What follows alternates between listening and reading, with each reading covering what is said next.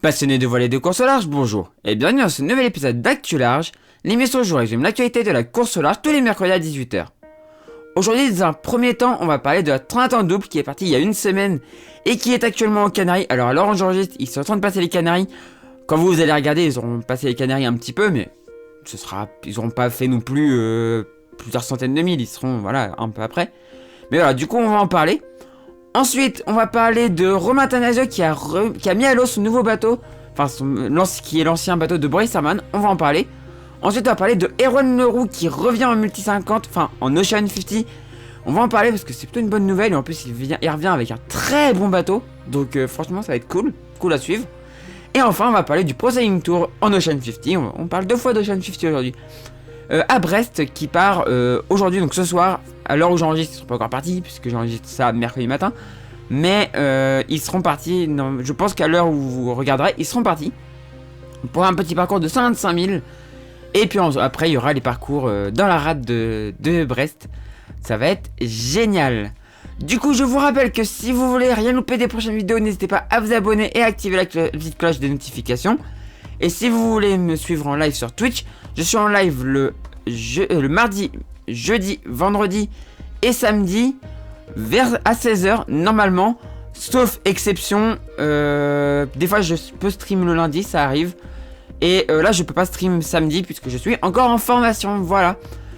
Du coup on commence avec la 30 en double maintenant.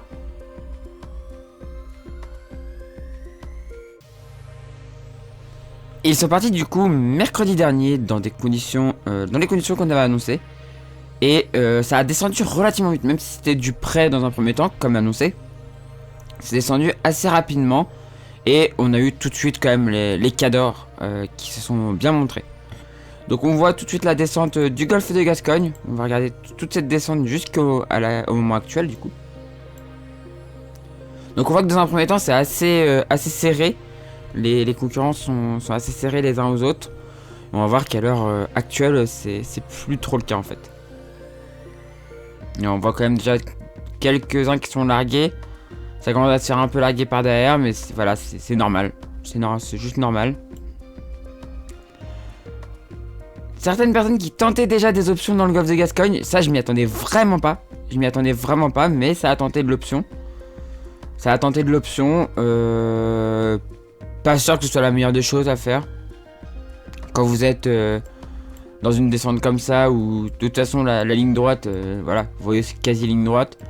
Je pense pas que ce soit la meilleure des choses à faire que de tenter une option à ce moment là quoi.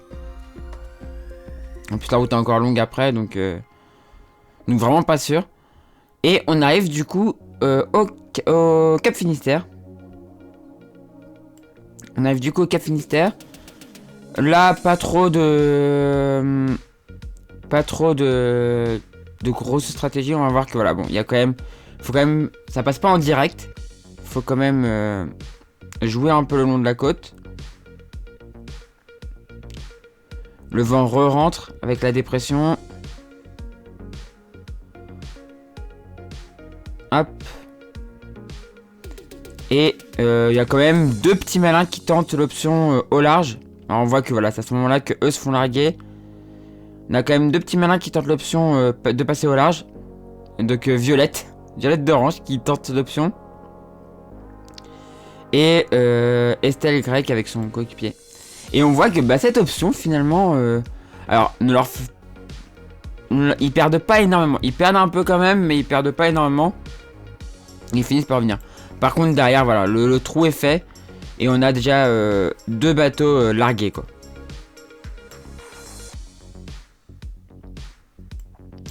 Ça continue à descendre et bientôt on va avoir les premières phases de portant. Bientôt le portant va rentrer. Donc la glisse pure qu'on vient chercher sur cette transat va commencer. On va accélérer un peu le temps.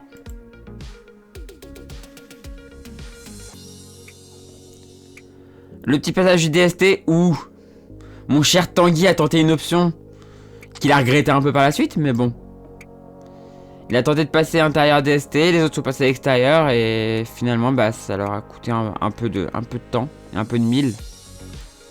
Mais bon, C'est pas rédhibitoire pour la suite. Puisque comme vous pouvez le voir, ils sont déjà revenus dans le paquet. C'était une petite option, c'était tenté. Bon voilà, ça n'a pas marché malheureusement pour lui.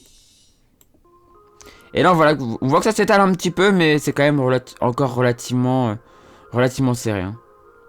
Et là les batailles d'empannage commencent.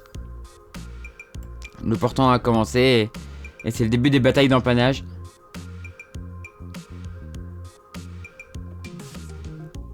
Et ça descend vers les îles Canaries. À l'heure actuelle, ils y sont. À l'heure actuelle, ils sont dans les îles Canaries. Vous allez voir ça de toute manière. Donc là, du vent fort. Hein, ça, les Figaro avoinent bien comme il faut. Vive les Figaro 3 pour ça. Ça va vraiment très vite le Figaro 3.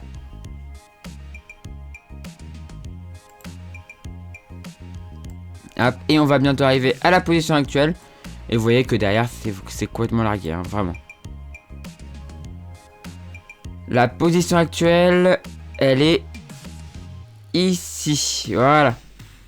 Alors, je croyais qu'il devait passer cette île, mais ça doit être plutôt celle-ci, du coup. Parce qu'il passe là, donc... C'est plutôt celle-ci, ou alors la marque était plutôt au nord. Mais c'est bizarre parce qu'il y a marqué... le tracé passe là, donc je sais pas, là, j'ai pas l'info par rapport à ça. Mais en tout cas, ce que j'ai comme info, c'est qu'actuellement en tête, c'est Guyot Environnement, Pierre Le Boucher et Thomas Rouxel, suivi par Tom Laperche et Loïs Berriard sur Bretagne CMB Performance, qui font une magnifique course.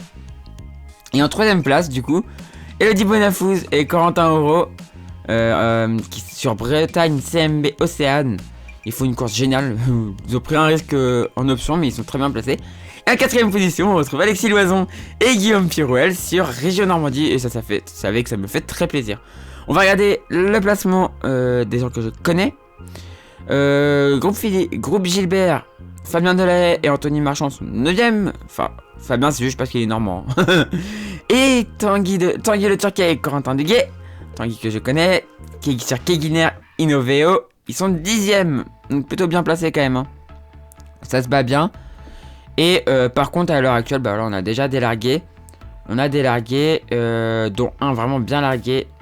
RLC Sailing avec Estelle Grec et Laurent Givry, qui sont actuellement déjà à 93 000 du premier.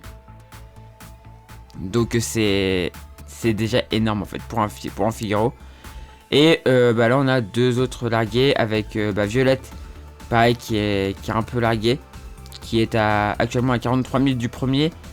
Et Arthur Hubert, pareil, largué à 46,9 000 des premiers.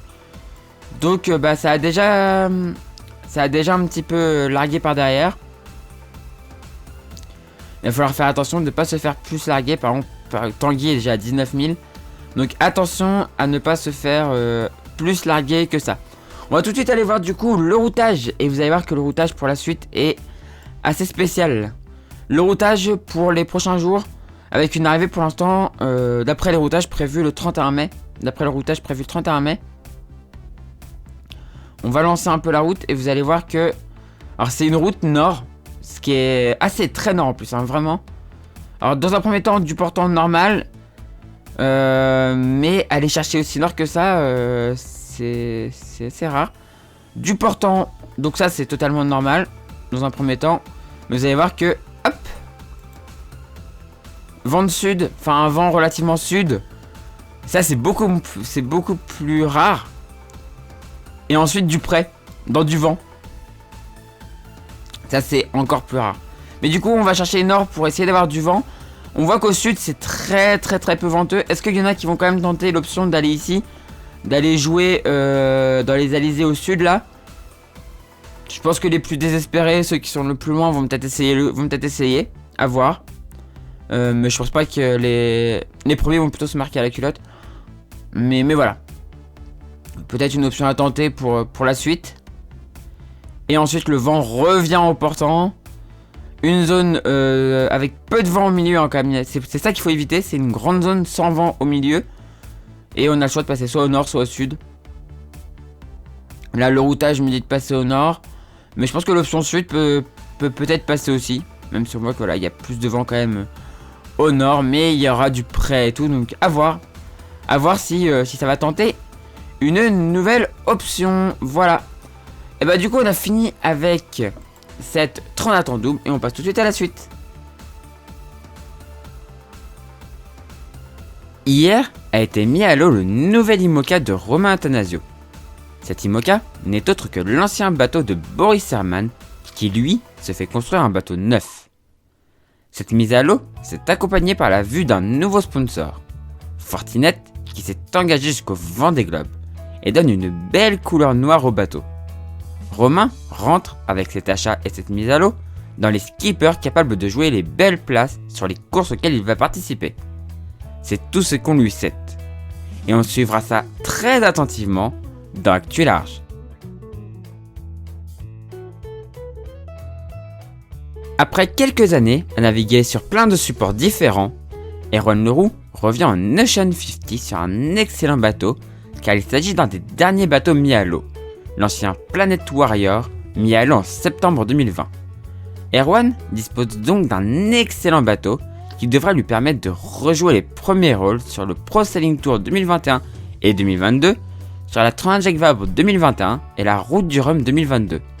C'est tout le mal qu'on lui souhaite. Son sponsor n'est pas inconnu au bataillon, car il s'agit de Ciela Village de Thierry Bouchard, qui devient un habitué de la course au large en Ocean 50. On suivra leurs aventures très attentivement dans Actu Large.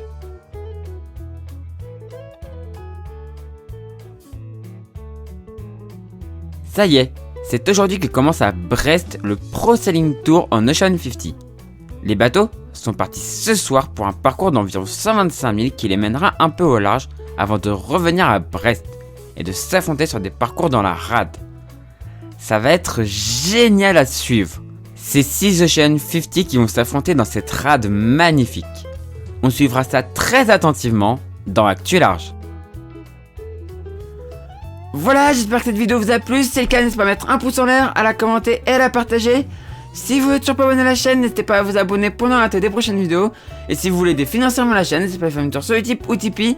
Les liens sont en description de la vidéo pour gagner une publicité ou une vidéo. Ça ne coûte rien, moi ça m'importe quelques centimes. Et si vous souhaitez faire un don, c'est possible aussi sur ces deux plateformes, voilà. Et du coup, moi je vous dis à la prochaine pour la prochaine vidéo sur la chaîne Doria. Et du coup, ciao tout le monde. Ciao, ciao, ciao.